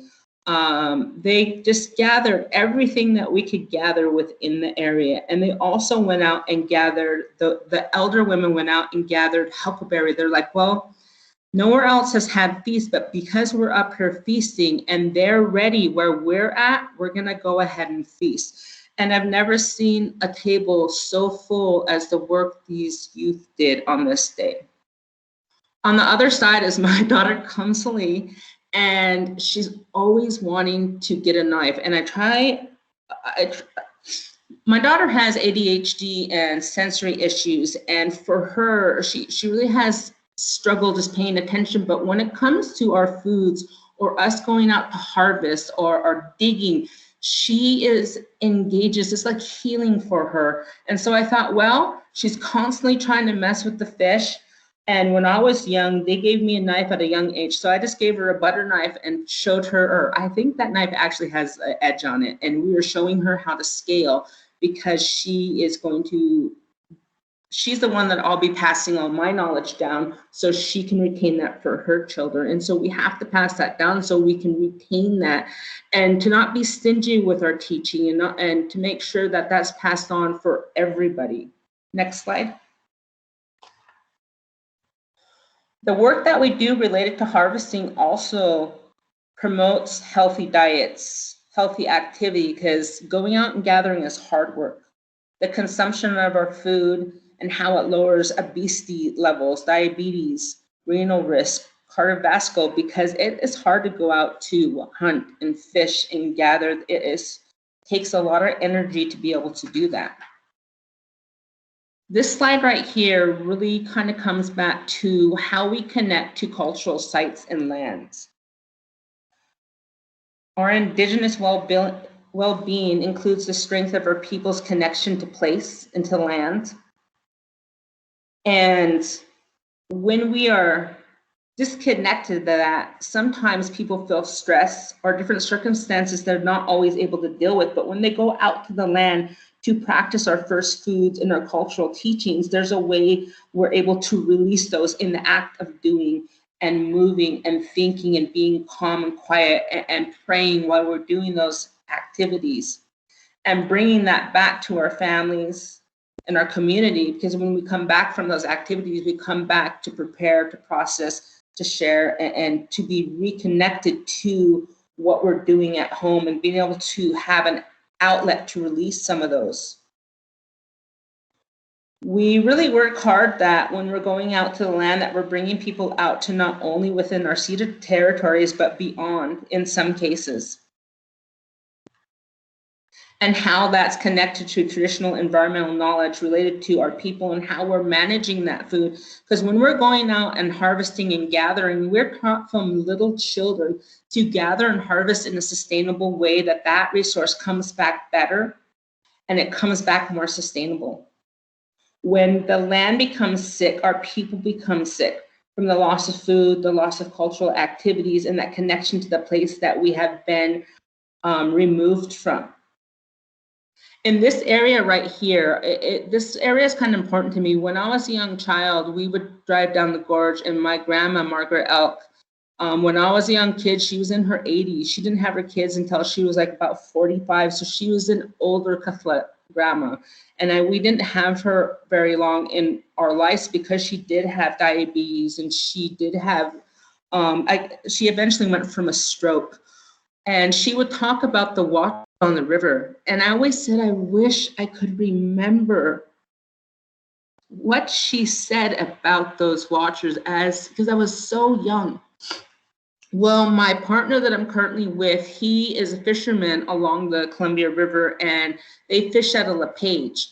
And the one thing that he does well is he knows that river really well, because he's been on it since he was a kid, and he's a Warm Spring Tribal member. But every time we go down to the Columbia, as you're going down to the Columbia and you leave Boardman and you're getting ready to drop down on the Columbia, you're just coming over the hedge and you're dropping down, the first thing you see is that river. If you look right, you'll see these two watchers of the river. These are the protectors of the river, the protectors of that first site that come around that corner. And we have protectors all along the river, and each protector protects something different, or they have a story related to the reason why they're looking over or looking upon different places along the river. There's several of them, and I'm working on taking more images so I know more about them, but this is one that, this is that story. When you're removed from that place, you don't get to hear those stories, but our fishermen that are along the river, that's the reason why they're so important, because their way of life is related to that river. We need people who only are fishermen, who only are hunters, who go out and do those things, because they are the knowledge keepers of that, to be able to bring that knowledge back to help with saneness. Because the things that they go out and do and they're able to bring back to us is precious. These things are not written down anywhere, so we have to make sure we're able to retain them in our cultural resources, our Department of Natural Resources, to learn them and to bring that teaching back to our community. Next. So one of the really exciting things, and in the last few years, we started really looking at food sources that weren't on our tribal longhouse table. And we'd go out, and we always went out for the same ones. And the ones that we don't see as much is because they're further, some of the knowledge has been lost, or it just hasn't been gathered because we were removed from those places, or those resources were eradicated. This image up here where the roots are, it shows camas on one side and it shows Wapto, the Indian potato, on the other side. It's only been about a year, or not this last year, but the year before, when we had found it. We went over to the mouth of the Yakima with Tara, Linda, the group that's on the bottom, and we heard it was over there. So we're like, well, let's go find it. And we brought buckets and stuff so we could see if we could dig it. So when we went over there, and it's the same year we revitalized camas back in our camas pit at the lake, we had to learn how to dig the resource. We first started off in the mud, we got stuck. It is really hard work to gather it. It's cold, it's in the fall time. And we brought it home, and we planted in different areas because we wanted to bring it back to the reservation. So we're currently looking at the restoration of that food resource back to our area. And also Tara was working with the Army Corps of Engineers, the city of Richland, and other different areas to do some protection related to the food source. And so when we find things, we can see, you know, find out more information. How do we protect these? How do we create agreements on our food sources like this? Next. So this one right here is just, we're going out and gathering a resource related to our huckleberries, related to our food gathering. And this one is, we went out and the tribal member on the other side, the elders, Cecilia White Wolf, and she reached out Cultural Resources. She wanted to link up with this and bring huckleberry baskets back to our people. And it was something that I was interested in. So I reached out, I found an elder to show us how to do it. And so we went down to Portland, and Portland Metro took us out to an old growth area, and we learned how to do pulling cedar from the tree that she's on is called like a mother tree, old grandmother tree, and the cedar grow along it. And I'm standing on the other side, and there's a big branch. Our elder teacher showed us how to dig it. It's definitely one of the hardest processes I've ever done in my life. And this woman was 76 and she could barely move. We had to walk her out there, and when she was digging, she was sitting on the ground and she would lay down and roll. Her body would literally roll. And there was a time I was thinking of giving up and going and doing the easy stuff like the rest of them are doing. And I thought, if this woman, this elder can sit here, I can sit here too. And I really hope that when I'm that age, I'm able to still be able to teach this beautiful teachings and culture that we have. Next. After we were done, there was about 23 of us, and it was Cultural Resources Protection Program, and it was Michelle Thompson. She kind of led that with a group she had been working with already prior to a year, and we kind of all just grouped up together. Well, we took 22 tribal members down, and after we were done gathering, we stopped on the Sandy River at the mouth of Trotdale, right around where Trotdale is, and we were cleaning our cedar there. And pretty soon I looked back, and there's this Indian man from Yakima standing there, and he's wearing those 80s short shirts up the side of his legs, and he only has one eye, and he looked at me, he was like, "What are you guys doing?" And I said, "Well, we're gonna learn how to make cedar root huckleberry baskets." And he said, my grandma used to make those. He said, "Has anybody sang for you guys today?" And he was just on a drive with his partner and seeing all these Indians carrying stuff, and so he got curious and came up. And so as we were sitting there cleaning that, he started singing a washout song, and he prayed for us and prayed for a safe return. So when you start bringing back a practice to an area, I was wondering, I wonder how long it has been since this river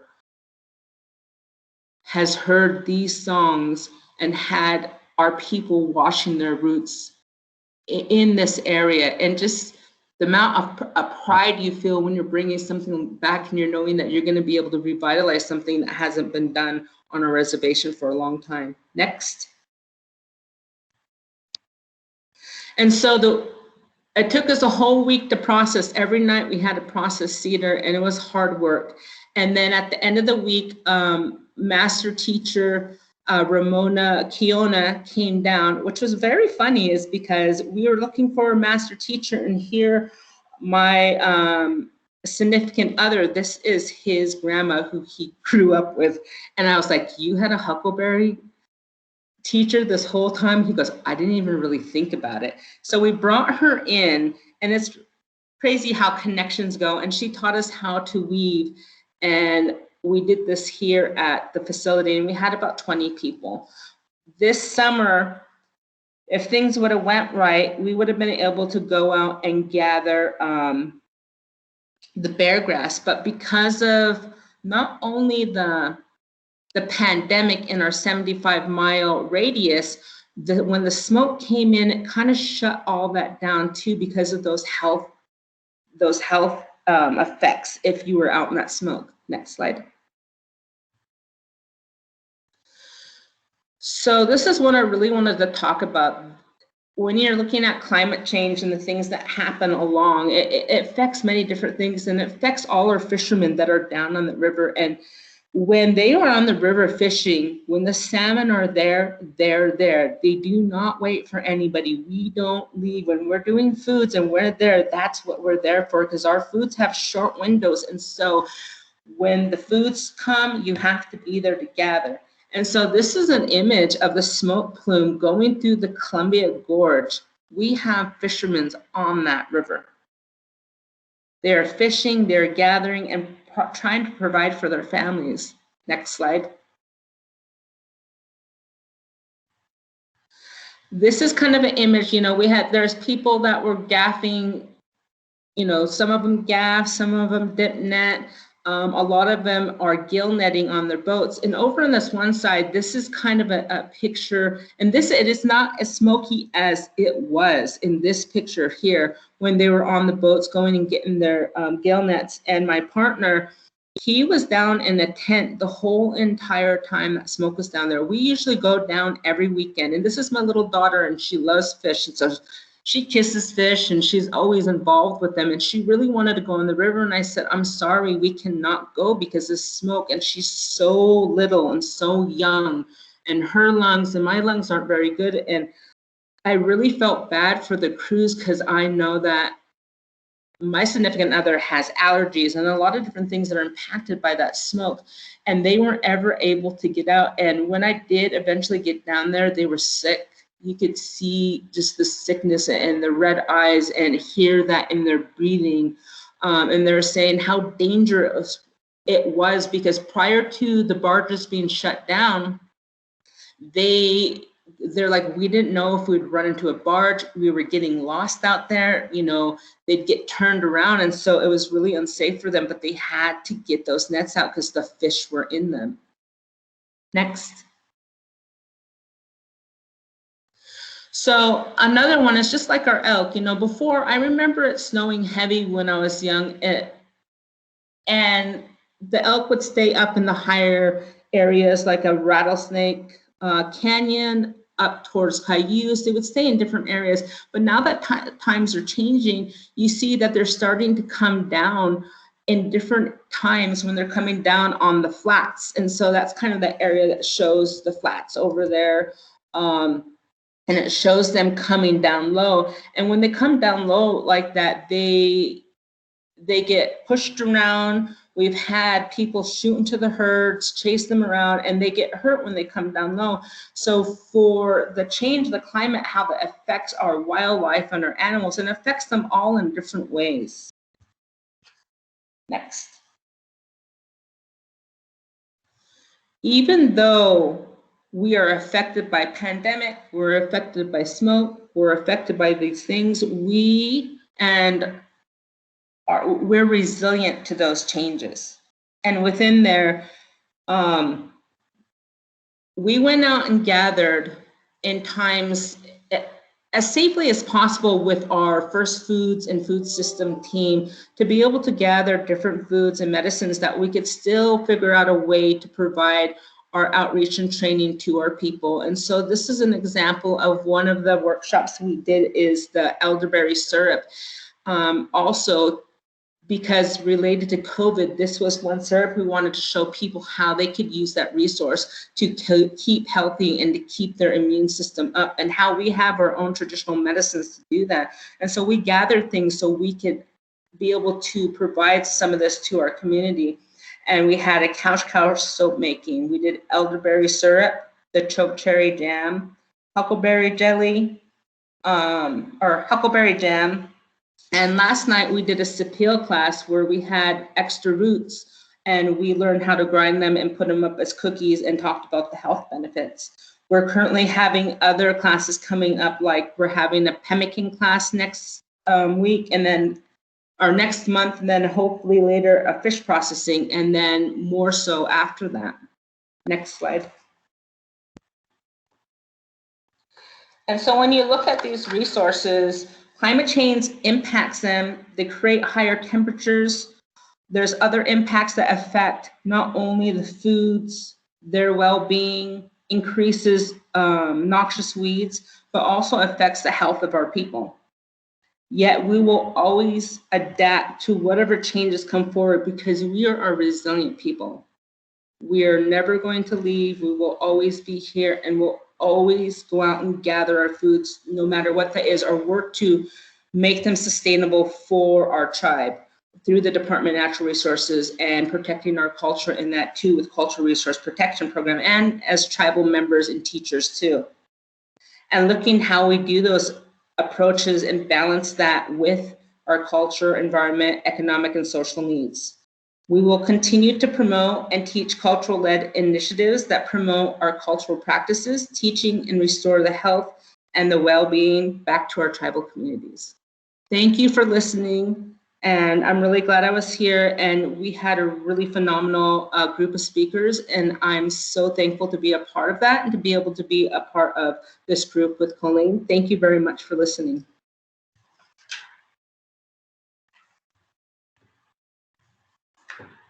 Thank you so much, Wenix. That was amazing. I always love your stories. You always have amazing, wonderful stories. And so now we have our opportunity to discuss with one another. And so if you do want to turn your camera on, I know that I'm going to do so. If other people agree to do so also, the way that Teams works is that if you are the only one sharing your camera, you're like full screen, and I don't really want to be full screen. So I would request that if you are comfortable turning your camera on, especially our panelists that are still available, I would love to do so. So I'm going to do that. Be brave, be the first one. So we are coming to kind of the end of our time that we have together today, but I keep trying to turn my camera on and I'm not able to. Okay, that's okay. We can just, that's okay. We can just have a really good discussion. And so I wanted to maybe put that question out to everyone, unless there was a question in the chat. Clifford, oh, there's some really great engagement. Clifford, I would love it if you would just kind of talk with us about some of the things that you're sharing in a chat. And then Stephen, I would love if you would share also.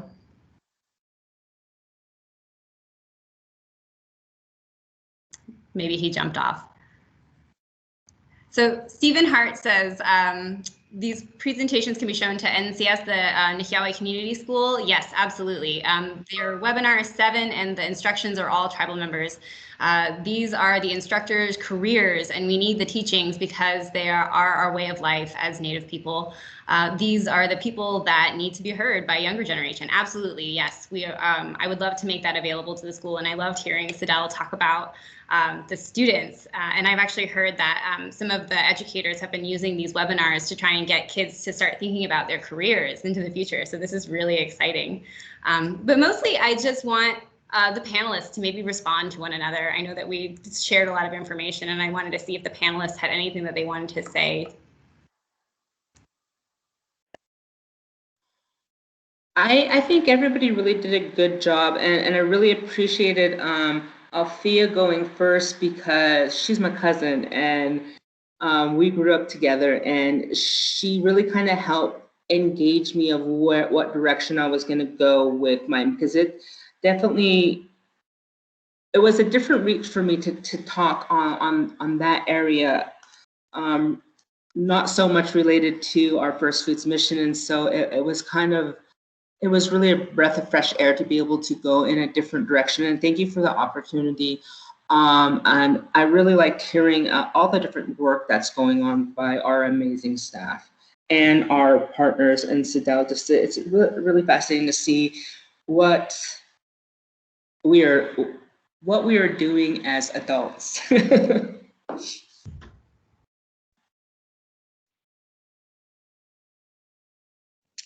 I agree. It was great to be able to actually sit in and listen to one of these. It's still on my list to go back after the term is completely over and maybe watch some of the recordings. So I think that's a really great resource for the students. Stephen has been down here for the youth campus tour also, where we try to get these conversations going on this end also, but as a parent, he brought his daughter the last time. We would would be super open. We being I put the tour on, so I would have anyone that wants to come on that with the students that come from when we're able to do it again, because having showing people that there is science happening around them and that people that they know are doing the science. It's not just happening here in some lab at a university, that they're around it all the time. And so it really helps them open their eyes and open their horizons, oh, I do that. It's an empowering thing to have people who are parents. Jess came on the last one also with his daughter. And so it was just really, really great to have all of those voices, and especially with the youth, that we're trying to get, they're going to be right in our footsteps. So yeah, and this has been great. Caleb, I am not an air quality person, but the people that I work with are all super air quality nerds. And so if you need any connections with those people here, there's plenty of them. We just, the last thing on the air quality thing, we had, before I came on to my role here, we had an indoor air quality study all set up. So we have the materials for it. I think we even have the indoor air monitors that were purchased for the project that never went anywhere because there were a bunch of changes that happened right around that time. And so that's something that's sitting here waiting to just be brought back up. If that's of interest, we can bring those conversations back to the front. So Absolutely. Yeah. Yeah. Change is good, but regulatory changes typically that's kind of what brought us to the table, CTUIR. And had there not been regulatory changes in the early 2000s, we wouldn't have an air quality office. And so my message for the day would just to be, yes, absolutely promote network building and partnership building. And there's tons of resources, tons of money out there, but to put the ideas and the projects, to put them to get traction on the ground, it takes a little bit of a meeting of the minds. One of my professors would say. So yeah, I am totally open to more networking, and anybody's card or email you have, I would like to talk to them ASAP, because there's a lot of work that we're still playing catch up on. And so yeah, my plate is full, and without Colleen being here, we wouldn't be here. So I just want to give a shout out to Colleen. Fantastic, presentation. And I also like to just sit back and hear what other people have to say about air, because I'm tired of regulatory stuff and policy. I'm not a policy guy. I'm just the technical guy. But that's why we're all here, to bridge that gap between human health, technology, policy, and there's so much more. But I'll leave it at that. Great opportunity to learn today and to present. And thank you for everybody's time, obviously.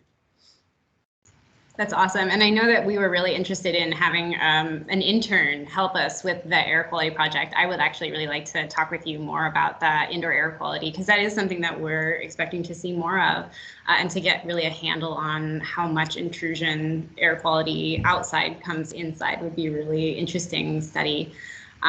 I know that we are at time, and so I want to give an opportunity for anyone that does need to go to be free to do so. But I did kind of just want to ask you guys one last question. How do you see your role as a tribal member and as a person who engages with culture, but also the modern world? How do you see kind of climate change really impacting you? Especially this past year, we saw, 3 very salient events: wildfires, floods, and pandemics really are things that we expect to increase with climate change. What can you envision for your own future with that?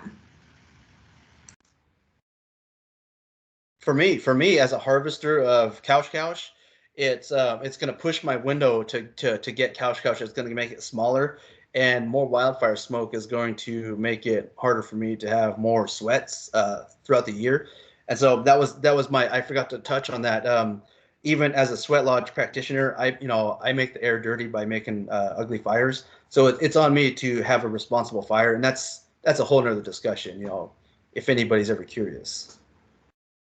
So that would be my link, and why I would be impacted.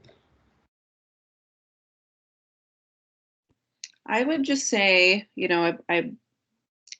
I've shown that my feet are in a bunch of different pools, right? So, but coming back to, you know, just our way of viewing health, like from a holistic Indigenous viewpoint, and you know, starting really with the foods that we know down the road are going to be most healthy for us, and protecting those foods and those environments that where those foods are sourced.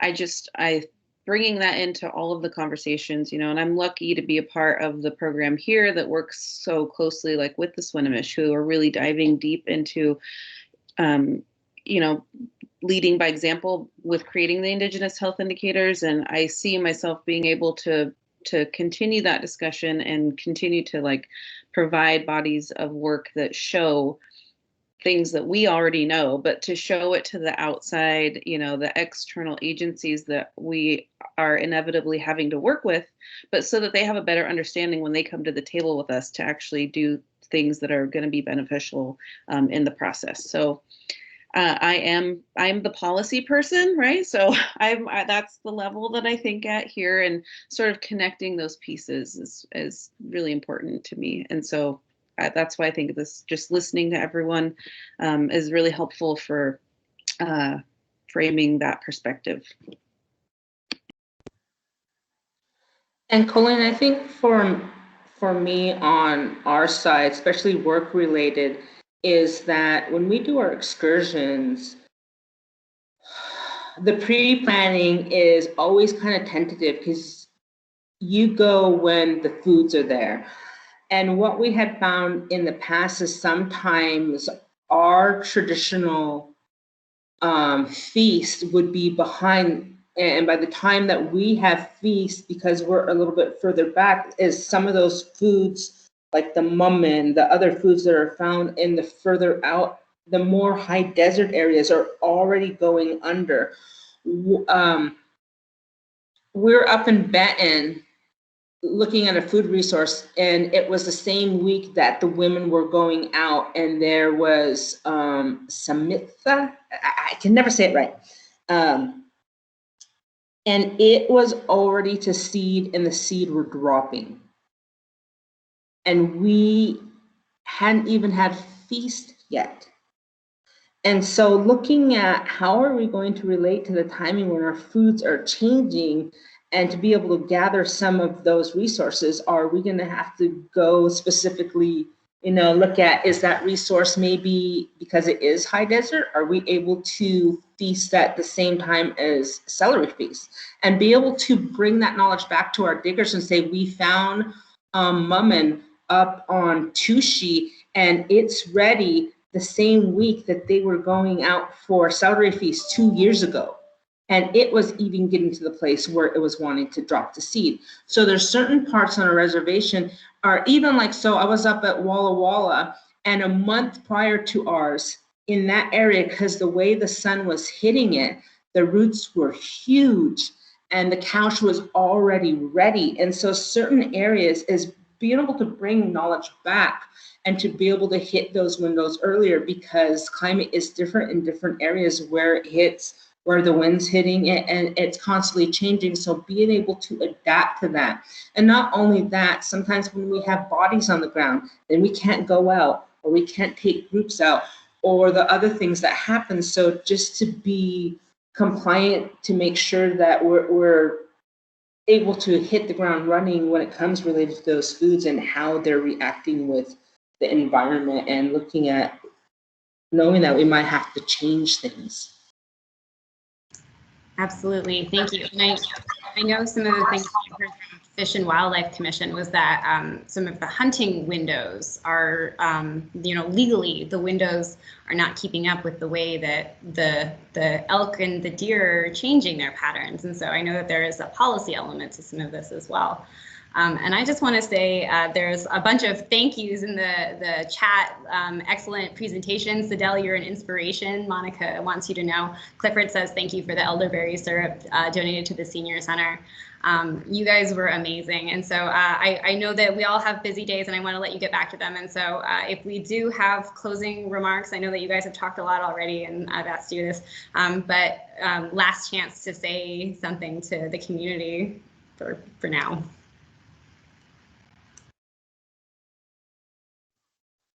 I just had one last thing to Winix's point that she just made. And, you know, like our responsibility to be responsive to those cues that we know. That's the one last thing that I just want to make sure that I'm sort of fighting for in a policy perspective here, because it's hard being away, being a student, being away from that and missing out on, you know, like what my role should be in the community. And now that I have 3 daughters, you know, and so having to plan, but that's something that I'm working with the leadership here at OSU, the diversity leadership, and maybe coming to some sort of policy level decision similar to what the tribe has for traditional leave or something for students, because there's a lot of us that want to participate in that. That's the reason I go to a school that's really close so that I'm nearby and I'm able to take my children. But yet there's that other layer that we need to fight through, sort of to establish that it's okay, and normalizing participating in our Indigenous cultures. And so that's something that we are working on, and that's all I needed to finalize with here.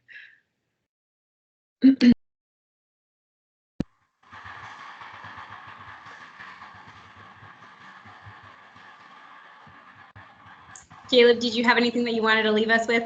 I just want to give a shout out to Althea, man. She really set it up. She set up a good program for us and kind of knocked it out of the park. We just kind of did cleanup crew. So just thank you everybody for your time, and wow, yeah, Winix, I just want to give another shout out to your program. Without the work that you do, a lot of people would never ever, like Uncle Clutch, would never have stepped out back into the berry fields. And so you never know just who's going to be interested in going. And I just love the work that everybody does, and that's enough for now.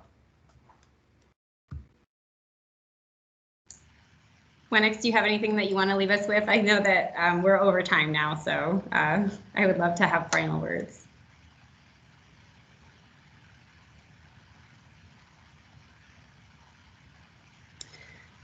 Perhaps she has stepped away. So I'm going to just share again the... Oh, I'm sorry. Nope, absolutely. Your turn. I'm really excited that we're finally getting to the place where we've taken a hard stance on that climate change. And I know for a while we were I was told to kind of stand back until the tribe took that stance, and we had you come on to assist with that. And it's really great to see where we're going and the work that's being done, and to really start gathering what our tribal membership and what others see related to it, so we can get a better handle.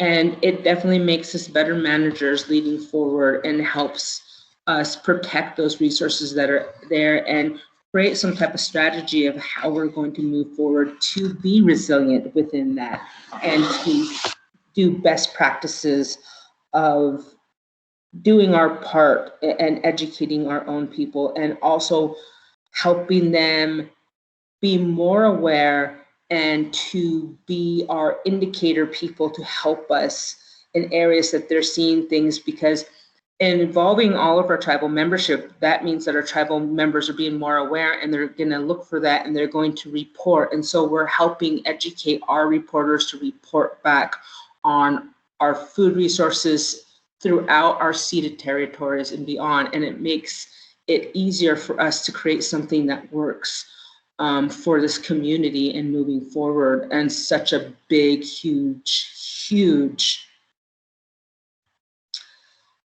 thing that we don't have a lot of control of, but we can figure out how to play our part. Absolutely. Thank you. And I'm honored to be here to be part of this work. So thanks for having me.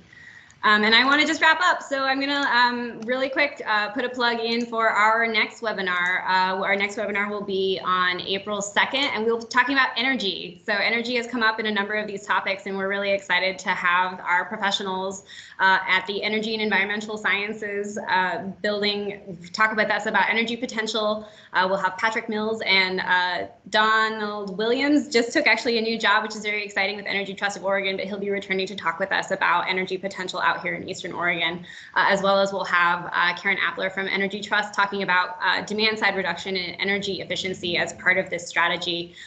We're excited to welcome Althea back to talk about her other professional role as Hanford Policy Analyst. And so she'll talk with us about some of those lessons that we have learned from past energy sources that we might need to carry into the future. And then we'll have the Mason Murphy, the Program Manager for Energy and Environmental Sciences, talk with us about tribal sovereignty and dealing with energy issues.